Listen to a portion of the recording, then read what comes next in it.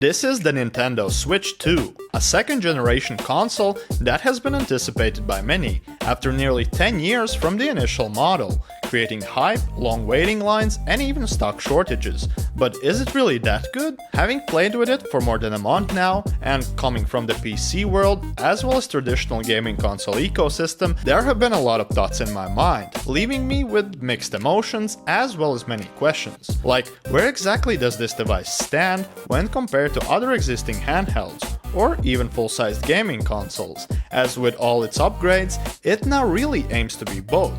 And since I bought it using my own money, I'm going to tell you everything.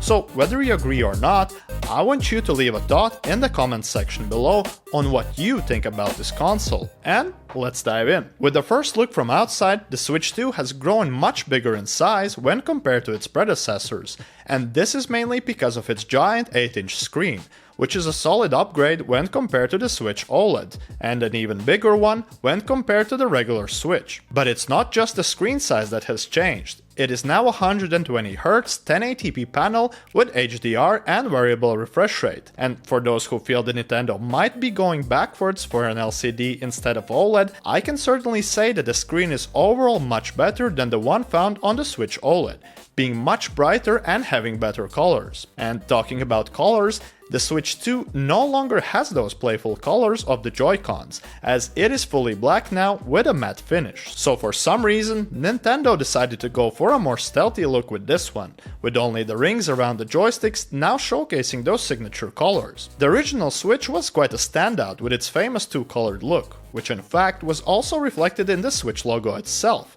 You even had the first-party options from Nintendo to mix and match the Joy-Cons in other contrasty colors, but that's no longer the case. For now, you're stuck with the plain black color, unless you go for something like a custom skin. And knowing Nintendo as being that flashy, more playful looking console, I think that it is a major loss in terms of visual appeal. So let's see how this matte black design holds up over time against wear and tear, as I already noticed some shiny edges on mine after mild usage. And this color scheme started to bug me even more the more I was using it, as the letters on the buttons are barely readable. Like, look at the Legion Go, Steam Deck, and even other Switch models. The buttons are always distinct and stand out in a way. And for me, this was quite important, since my muscle memory has that Xbox layout imprinted, which is also a classic for other gaming devices.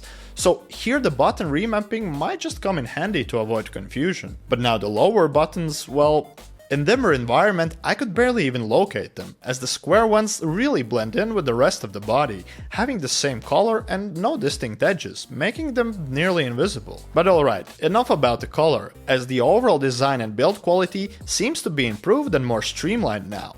There is no cheap feeling or excessive squeaking when holding the Switch 2 in the hand, and the Joy-Cons now sit completely flush without a gap, making the console feel like it's a single piece.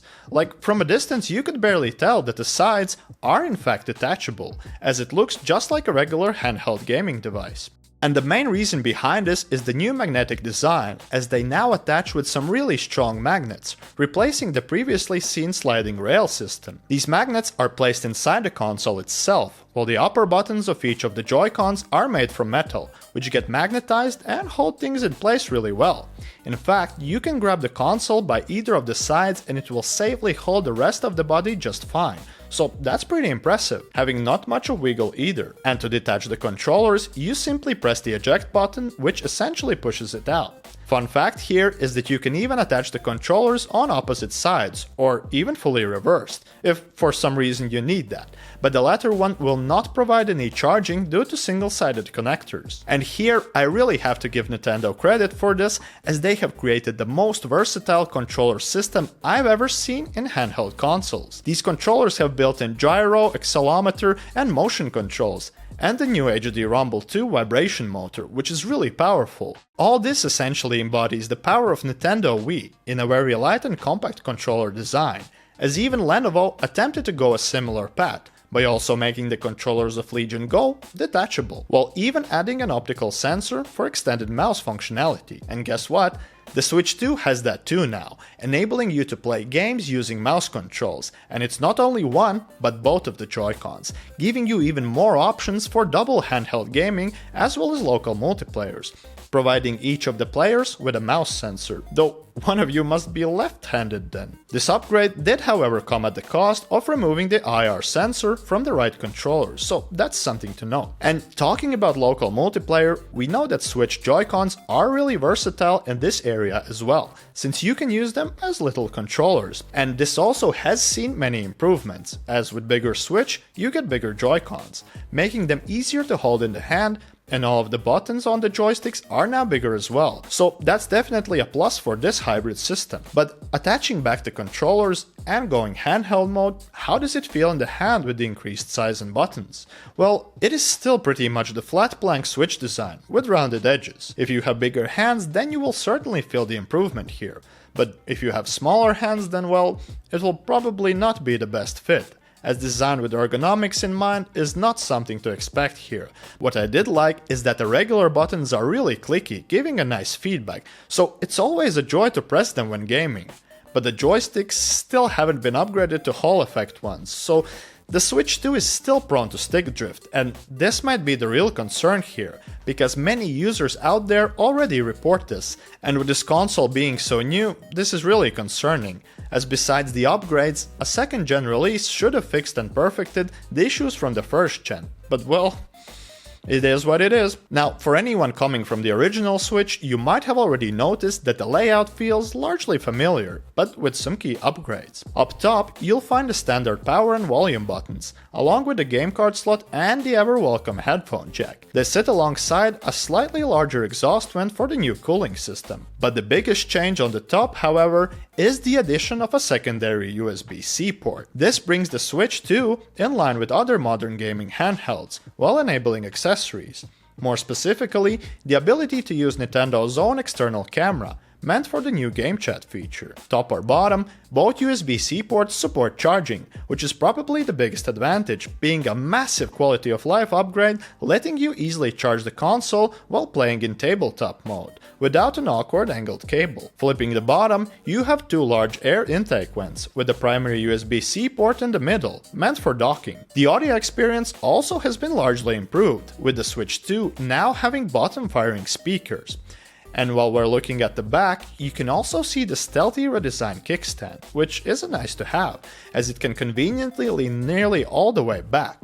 This kickstand also hides a little microSD slot on the right. And talking about the improved cooling system, it is there for a reason, with this reason being the new upgraded hardware, which makes the Switch 2 more powerful than ever, and there are many upgrades across the board, primarily being the SoC, as you get a faster CPU with double the core counts, and an even faster GPU, which has around 7 times more CUDA cores than before, resulting to around 1.7 teraflops of performance on battery, and pushing nearly double the amount when docked, as the dock itself also has its supporting cooling system now. The Switch 2 now also has a total of 12GB of RAM, coming from the previous 4, and the built-in storage is now 256 gigs, which is a massive upgrade when you compare it to the Switch or Switch OLED models. This storage can be further expanded via a microSD card, which now supports microSD express speeds as well, so better, faster and stronger. The Switch 2 is pretty capable now,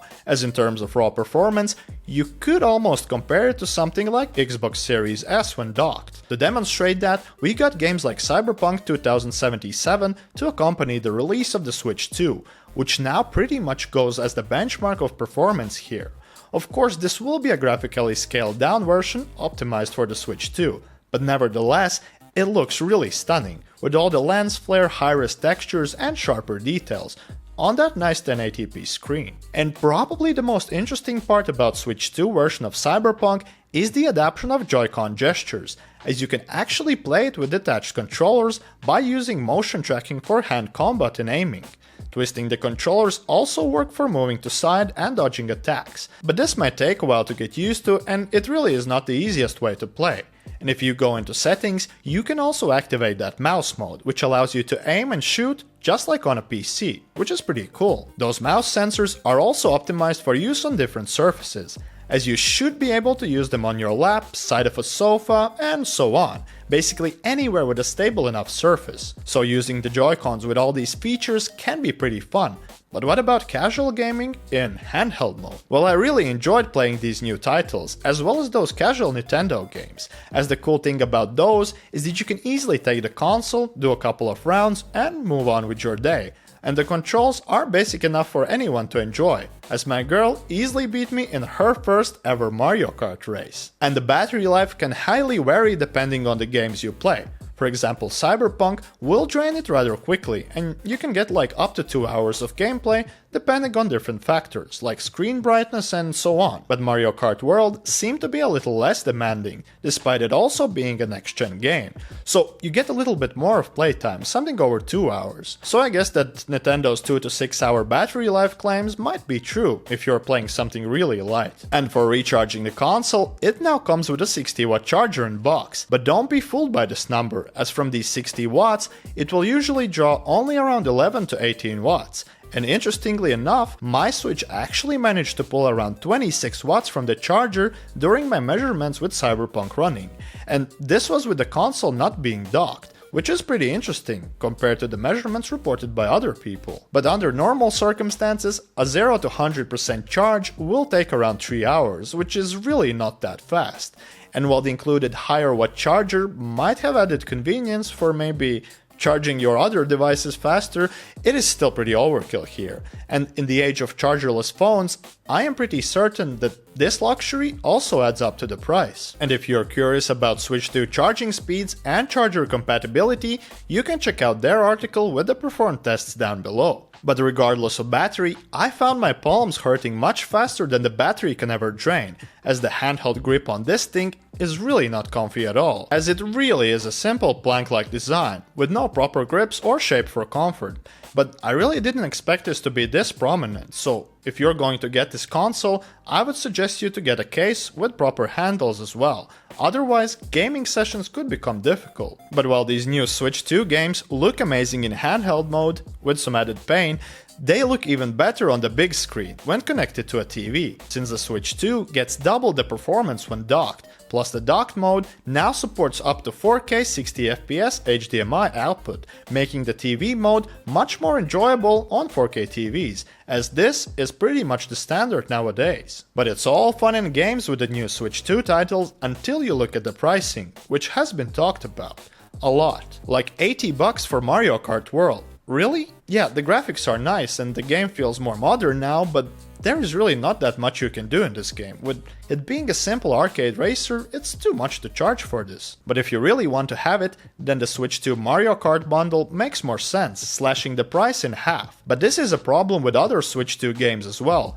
as the new Cyberpunk game won't be that cheap either. Yeah, development for other platforms costs money, but for a 5-year-old title? Well, I actually got my physical copy for almost $20 cheaper already in store, a few weeks ago. So maybe some things are moving the right way.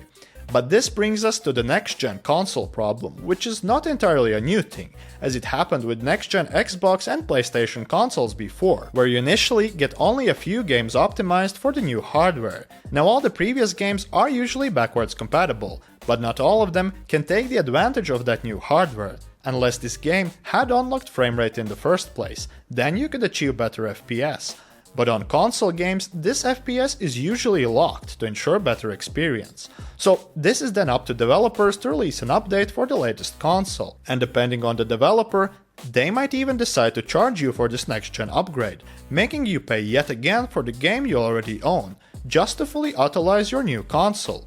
And if it's a Rockstar game, you might never even see a next-gen update, just like the next-gen Red Dead Redemption 2 we never got. But this situation will improve with time, as Switch 2 adoption grows, encouraging developers to act, and even bring new ported games from other consoles.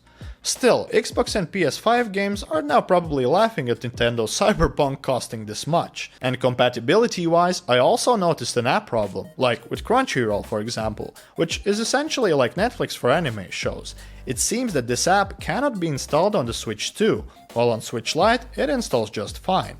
And this app complaint is just a small portion of the story when compared to any other gaming console out there, as Nintendo's focus is purely games only, no web browser, music or video player. And while I do understand this kind of concept, it makes it much harder to compare it to other consoles out there. In my Legion Go review, I said that the Switch is basically in a category of its own, with its exclusive games and ecosystem. Some might even say that you cannot compare it to other consoles or gaming handhelds out there. But yes, you can, and you should, because it's a decent amount of money you're looking to spend, and at its current price, many alternatives will offer a better overall experience. Like any other Windows or Linux-based gaming handheld will allow you to play your existing Steam game library without paying extra for next-gen graphics upgrades. Plus, you will be able to use it for watching movies, browsing the internet, and so on, which is added value, especially when traveling. Now, I know that Nintendo's core audience might not be interested in this kind of thing, and they like the existing concept. But the problem is that the Switch 2 leaves a lot to be desired, especially from their core audience. You would think it's crazy to spend so much time talking about just the outer appearance and colors, but this is quite important, since for many this should have been the follow-up for that cute customizable console to play Pokemon, Zelda, Mario and Hello Kitty on it. But it neither looks cute or is friendly anymore, with its pitch black design, increased price tag and expensive next-gen games. Now okay, the new system sounds are kind of nice.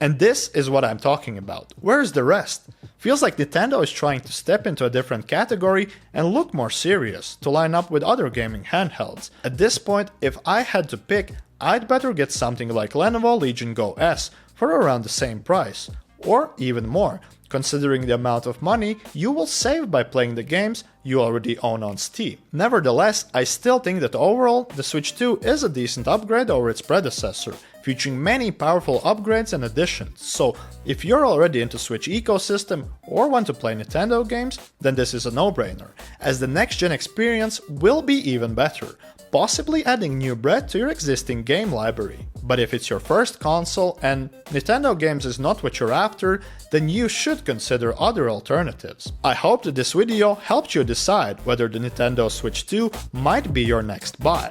Don't forget to subscribe, turn on notifications, and see you in IFA.